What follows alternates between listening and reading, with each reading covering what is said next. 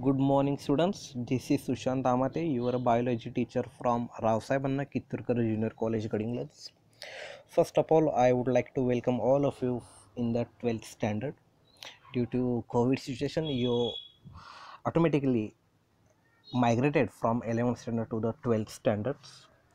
And today we are going to start our first biology lecture of the 12th standard, sixth number topic, that is plant water relation. In this topic we are going to study how plants absorb their food water from the soil and absorbed water how reach to the plant leaf.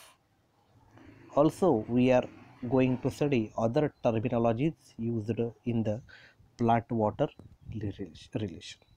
Okay, so in this lecture, plants obtain variety of substances like water, mineral, nutrient, and food from the soil, okay, and gases from the surrounding atmosphere. म्हणजे प्लांट्सला जे काही water हवं असतं, minerals ज्याला आपण क्षार म्हणतो, nutrients, हे सगळं ते सॉईलमधून ॲब्झॉर्ब करते, शोषून घेते, आणि जे काही ऑक्सिजन आहे, कार्बन डायऑक्साईड आहे आणि अदर गॅसेस आहेत, प्लांट काय करतं, ॲटमॉस्फिअरमधून ॲब्झॉर्ब करतं.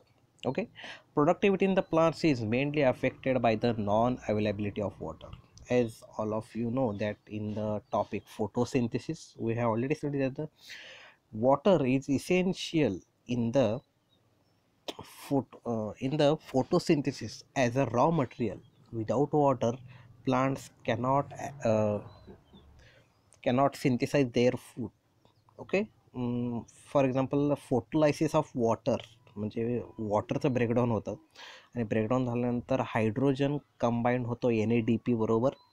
ओके, आणि इलेक्ट्रॉन्स परत त्या सायकलला मिळतात. ओके, आणि oxygen as a raw material काय होतो, ॲज अ बाय प्रोडक्ट बाहेर पडतो.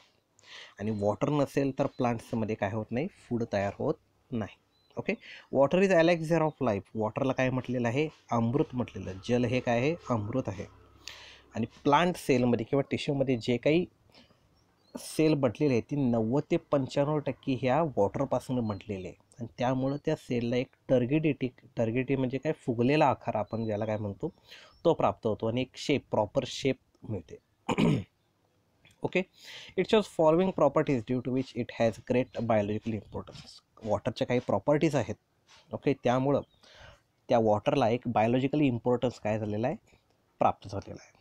ओके, आता प्रॉपर्टीज ऑफ वॉटर काय आहेत, liquid form at room temperature and best solvent for the most of the solutes. आता वॉटर कसं आहे, नॉर्मल रूम टेम्परेचरला ते लिक्विड फॉर्ममध्ये असतं. आपल्याला माहीत आहे की पदार्थाच्या 3 अवस्था आहेत, घन, द्रव आणि वायू.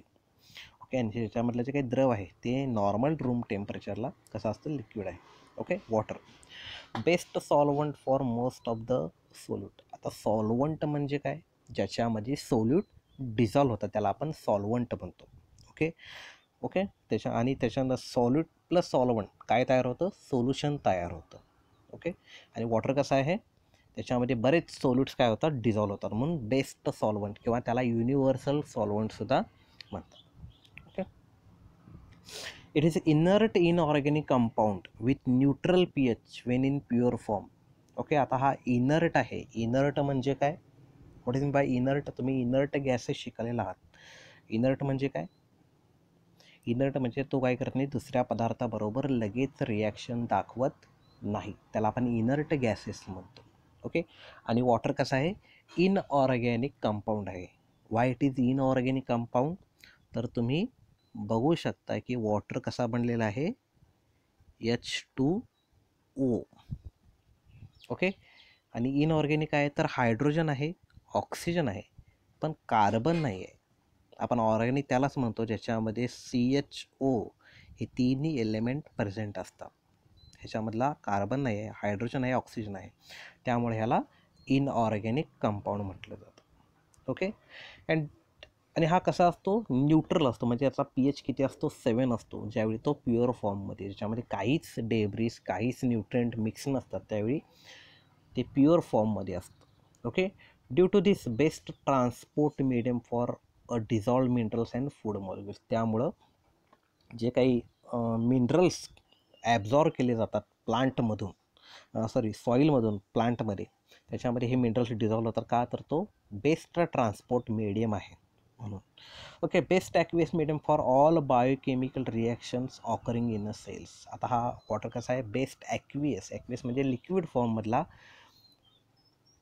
सबस्टन्स आहे. त्याच्यामुळं जे काही सेलमध्ये बायोकेमिकल रिॲक्शन्स घडत असतात त्याच्यामध्ये ह्याचा मेजर रोल असतो. Essential raw material for photosynthesis, या अगोदर सांगितले तुम्हाला की फोटोसिंथेसिस जर व्हायचे असेल तर त्याच्यामध्ये फोटोलायसिस ऑफ वॉटर म्हणजे वॉटरचं ब्रेकडाऊन होणं गरजेचं आहे आणि वॉटर तिथं असणं गरजेचं आहे. आता वॉटरच्या काही प्रॉपर्टीज आहेत. Water has high specific heat. Okay, what is by high specific heat? आता ह्याला काय म्हटलं जातं की 1 ग्रॅम सबस्टन्सचं टेम्परेचर 1 सेल्सिअसने वाढवण्यासाठी जी काही एनर्जी लागते, ओके, ती ती वॉटरची कशी आहे as compare to other substance जास्त आहे. म्हणजे 1 ग्रॅम वॉटरचं 1 डिग्री सेल्सिअसने टेम्परेचर वाढवण्यासाठी हीट भरपूर द्यावी लागते. त्यामुळे त्याला काय म्हटलेलं आहे, high specific heat. Okay, amount of heat needed to raise the temperature of 1 gram substance to 1 degree Celsius. Okay, त्यानंतर हाय हीट ऑफ व्हेपोरायझेशन. आता ह्याच्यामध्ये काय म्हटलेलं आहे की amount of energy needed to change 1 gram of liquid substance to gas. 1 gram वॉटरचं conversion गॅसमध्ये करण्यासाठी जी काय एनर्जी लागते, ओके, त्याला म्हणतात हाय हीट ऑफ व्हेपोरायझेशन. व्हेपोरायझेशन म्हणजे काय, बाष्प, किंवा आपण काय म्हणतो व्हेपर्स म्हणतो. आता ती किती आहे, 540 कॅलरी एवढी आहे पर ग्रॅम. म्हणजे ती किती डिग्री सेल्सिअसला, 100 डिग्री सेल्सिअसला. तुम्हाला माहिती आहे की 100 डिग्री सेल्सिअसला पाण्याचं रूपांतर कशामध्ये होतं, हवेमध्ये होतं. ओके, त्यानंतर high heat of fusion. Okay, आता ह्याचं काय म्हटलेलं आहे की 1 gram of solid to liquid with no temperature change. 1 gram सॉलिडचं कन्व्हर्जन लिक्विडमध्ये करण्यासाठी जेवढी काही एनर्जी लागते, ओके, त्याला काय म्हटलेलं आहे, हाय हीट ऑफ फ्युजन म्हटलेलं आहे. त्यामुळं वॉटर काय असतं की थर्मल बफर म्हणून काम करतं. ओके, थर्मल बफर म्हणजे काय, तुम्हाला माहिती आहे की थर्मासमध्ये ज्यावेळी आपण एखादं गरम पाणी घालतो त्याचं टेम्परेचर ॲज इट इज राहतं भरपूर वेळ, किंवा गार पाणी घातलं तरी त्याचं टेम्परेचर ॲज इट इज राहतं. ओके, वॉटरचं सुद्धा तसंच आहे, त्याचं टेम्परेचर लगेच चेंज पण होत नाही. ओके, म्हणजे जास्त लगेच वाढत पण नाही आणि लगेच कमीसुद्धा होत नाही. आता ह्या प्रॉपर्टीज का आहेत, तर हायड्रोजन बॉन्ड प्रेझेंट आहे वॉटर मॉलिक्युलमध्ये. ओके, आता तो कसा प्रेझेंट आहे, हायड्रोजन बॉन्ड, तुम्हाला माहिती आहे हायड्रोजन बॉन्ड H2O ह्याच्यापासून तो बनलेला आहे.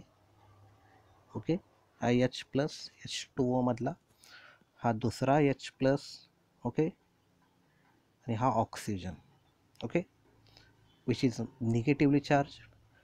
हा हायड्रोजन, हा दुसरा हायड्रोजन, आणि हा त्याचा oxygen which is negatively charge. आता हा जो बॉन्ड आहे एक निगेटिव्ह आणि एक पॉझिटिव्ह मधला, हा हायड्रोजन बॉन्ड आहे. Okay, 2 water molecule. आता हा जी काही properties, high heat of fusion, high heat of vaporization किंवा हाय स्पेसिफिक हीट, हे कशामुळे आहे, तर ह्या 2 वॉटर मॉलिक्यूलमध्ये जे काही कनेक्शन आहे ते हायड्रोजन बॉन्डमुळं आहे, आणि त्या हायड्रोजन बॉन्डमुळेच त्यांना ह्या प्रॉपर्टीज काय झालेल्या आहेत, आलेल्या आहेत. Okay, water molecule have good adhesive and cohesive force of attraction. हे 2 फोर्स ऑफ अट्रॅक्शन वॉटर मॉलिक्यूलमध्ये प्रेझेंट असतात. आता what is adhesive force? Adhesive force म्हणजे काय माहीत आहे, attractive force between molecules of different type. 2 वेगवेगळ्या सबस्टन्समध्ये असणारं ॲट्रॅक्शन. ओके, फॉर एक्झाम्पल, ज्यावेळी आपण ग्लासवरती पाणी शिंपडतो, ओके, ते ग्लासवरती काही वेळासाठी तिथंच काय राहतं, म्हणजे सगळं उभी ग्लास जरी असली तरी ते पाणी त्याच्यावरती थांबतं, ते लगेच घरंगळून खाली येत नाही. ओके, पण जास्त पाणी जर आपण त्याच्यावरती टाकलं तर ते काय होतं, खाली येतं. ओके, आता ह्या ग्लासमध्ये आणि ह्या वॉटर मॉलिक्यूलमध्ये काय तयार होतं, एक फोर्स ऑफ अट्रॅक्शन तयार होतं, ज्याला आपण ॲडेझिव्ह फोर्स म्हणतो. ओके. अँड कोहेसिव्ह फोर्स म्हणजे काय, तर दोन वॉटर मॉलिक्युलमध्ये असणारं फोर्स ऑफ अट्रॅक्शन, त्याला आपण कोहेसिव्ह फोर्स बोलतो. म्हणजे force of attraction between same molecule. And adhesive force म्हणजे काय, force of attraction between different molecule. Okay. Due to high adhesive and cohesive force it can easily rise in the capillaries. त्याच्यामुळं आपल्याला काय बघायला मिळतं, capillaries म्हणजे जे काही वेसल्स आहेत, ओके, प्लांट्समधल्या झायलमधल्या वेसल, त्याच्यामध्ये पाणी राईज होत्याला आपल्याला बघायला मिळतं. म्हणजे कसं असणार आहे, फॉर एक्झाम्पल ही जर वेसल असेल, ओके, त्या वेसलमध्ये हा एक वॉटर मॉलिक्यूल आहे, हा या वेसलच्या वॉल बरोबर काय करणार आहे,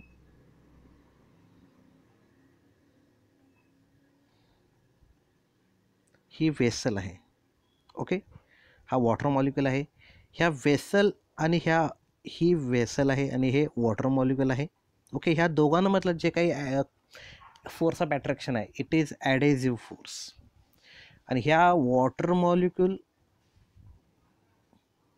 दोन वॉटर मॉलिक्यूलमध्ये जो काही फोर्स ऑफ अट्रॅक्शन आहे इट इज कोहेसिव्ह फोर्स. त्यामुळं आपल्याला water against the gravity plant part, leaf पार्टपर्यंत गेलेले आपल्याला बघायला मिळते. ओके. आता त्यामुळंच वॉटरला काय म्हटलं, it connect the physical world with a biological process. Water काय करतं, जे काही बाहेरचं फिजिकल वर्ल्ड आहे त्याचं कनेक्शन बायोलॉजिकल प्रोसेस बरोबर करतं. आता बायोलॉजिकल प्रोसेस कोणता आहे, absorption of water, photosynthesis. Okay. आता वॉटर ॲब्झॉर्बिंग ऑर्गन, रूट काय आहे, it is the main water absorbing organ आहे. Okay. For mineral absorption also. Terrestrial plants absorb water in the form of liquid from the soils. आता terrestrial plant जे काही जमिनीवरचे plant आहेत, okay, ते liquid फॉर्ममध्ये काय करतात, वॉटर ॲब्झॉर्ब करतात सॉईलमधून. पण जे काही इपिफायटिक प्लांट आहेत, इपी म्हणजे अबाव आणि phyta means plant, okay, like orchids, आपण ह्या चित्रामध्ये पाहू शकताय. हे जे काय ऑर्किड्स आहे जे झाडांच्या वरती येतात, हे काय करतात, आता हे त्या उंच झाडांवरती प्रेझेंट असल्यामुळं, म्हणजे 20 ते 25 फूट उंचीवरती असल्यामुळं तिथून रूट्स तयार करणे आणि ते जमिनीपर्यंत पोहोचवणे आणि तिथं आत अँकर करणे जमिनीच्या आत आणि तिथून ॲब्झॉर्ब करून लीफपर्यंत वॉटर पोहोचवणे इट इज इम्पॉसिबल. त्यामुळे यांनी काय केलेलं आहे, एक नवीन मेकॅनिझम डेव्हलप केलेलं आहे. यांच्यामध्ये आपल्याला ओके वॉटर किंवा वॉटर ॲब्झॉर्बिंग रूट्स बघायला मिळतात. त्यांना क्लिंजिंग रूट्स म्हणतात किंवा एरियल ॲब्झॉर्बिंग रूट्स म्हणतात. या रूट्सच्या इपिफॅटिक रूट्समध्ये आपल्याला त्यांच्या टिश्यूमध्ये व्हॅलॅमन नावाचा टिश्यू बघायला मिळतो. ओके. हा व्हॅलॅमन टिश्यू काय करतो, जे काय ॲटमॉस्फिअरमध्ये मॉइश्चर आहे, ओके, आर्द्रता आहे, ते काय करतं, ॲब्झॉर्ब करतं आणि आपली प्लांटची पाण्याची तहान काय करतं, भागवतं. ओके. याच्यामध्ये बघू शकताय तुम्ही, हे इपिफॅटिक रूट ऑफ वॅन्डा आहे, म्हणजे ऑर्किडचंच नाव आहे ते, हे लिव्ज आहेत त्याचे. ओके. हे सपोर्टिंग प्लांट आहे, सपोर्टिंग रूट आहे, क्लिंजिंग रूट आहे आणि एरियल. ओके. सपोर्टिंग प्लांट म्हणजे ज्या प्लांटवरती ते आलेलं आहे, क्लिंजिंग रूट्स म्हणजे त्या ज्या झाडावरती आहे त्या झाडाला धरून ठेवणारे रूट्स, क्लिंजिंग रूट्स. आणि हे व्हाईट कलरचे जे काय दिसत आहेत ते काय आहेत, तर aerial absorbing root. Okay. Typical root is divisible into 4 different regions in the zone of absorption. Okay. जे काही एक पर्टिक्युलर रूट आहे ते 4 डिफरंट रिजनमध्ये काय झालेलं आहे, आपल्याला म्हणजे डिफरन्शिएट झालेलं आपल्याला बघायला मिळतं. ओके. आता कुठले आहेत, तर रिजन ऑफ मेरिस्टेमॅटिक ॲक्टिव्हिटी, म्हणजे जिथं मेरिस्टेमॅटिक सेल्स तयार होतात. Okay. Meristematic cells are the tissue. Okay. ते कसे टिश्यू आहेत, तर त्यांच्यामध्ये सारखी मायटोटिक ॲक्टिव्हिटी होत राहते. ओके. आणि नवीन सेल तयार होत राहतात. ओके. त्यामुळं आपल्याला रूटची साईज किंवा लेंथ वाढलेली आपल्याला बघायला मिळते.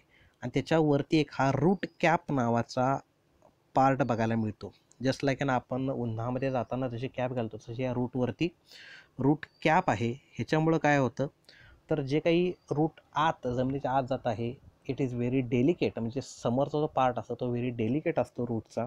ओके, तो खालच्या जे काही जमिनीच्या आत वेगवेगळे अळ्या आहेत किंवा वेगवेगळे किडा आहेत किंवा दगड आहेत, यांच्यापासून त्याला कोणताही धोका होऊ नये म्हणून त्या रूटवरती रूट कॅप आपल्याला बघायला मिळतो.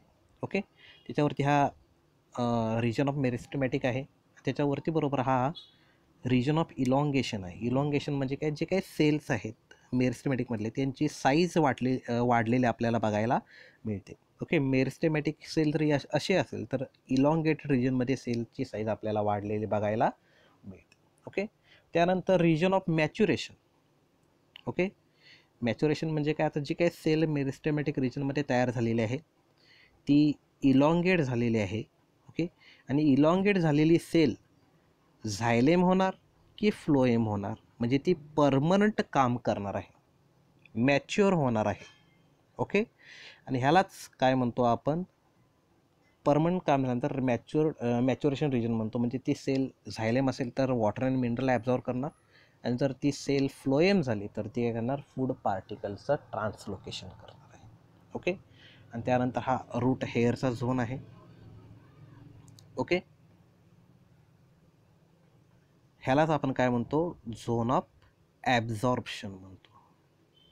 ओके, म्हणजे प्लांट्समध्ये जे काही ओके वॉटर ॲब्झॉर्ब केलं जातं ते रूट हेअरच्या मदतीनं केलं जातं, and not by this root. Okay, 4 region कळाले, region of meristematic, region of elongation, region of maturation and zone of absorption. Okay, त्यानंतर सायटोप्लाझमिक. आता रूटचं स्ट्रक्चर कसं आहे, it is a cytoplasmic extension. Okay, prolongation of epiblema cell. Normally स्टेममध्ये किंवा लिव्जमध्ये जो काही आउटर लेअर आहे त्याला इपिडर्मिस म्हटलं जातं, परंतु रूटच्या बाबतीत त्याला आपण काय म्हणतो, इपिब्लेमा म्हणतो. ओके, हे लक्षात ठेवायचं आहे. आता रूट हेअरची साईज किती असते, 1 ते 10 मिलीमीटर इतकीच असते, म्हणजे 0.1 centimetre to 1 centimetre. Okay, tube like structure असते, इथं आपण बघू शकतो इथं. ओके, त्यानंतर कलरलेस, रूटमध्ये कोणताही कलर नसतो, हे लक्षात ठेवा. म्हणजे प्लांटचा पार्ट आहे म्हणजे तो ग्रीन असेल असं नाही, कारण की इथे फोटोसिंथेसिस होत नाही, त्यामुळे इथं कलर ग्रीन असतंच असं नाही. ओके, कलरलेस आहे. अनब्रांचड आहे, म्हणजे तुम्हाला असं स्ट्रक्चर बघायला मिळत नाही, म्हणजे ब्रांचिंग झालेलं. ओके, सिंगल एक असतं.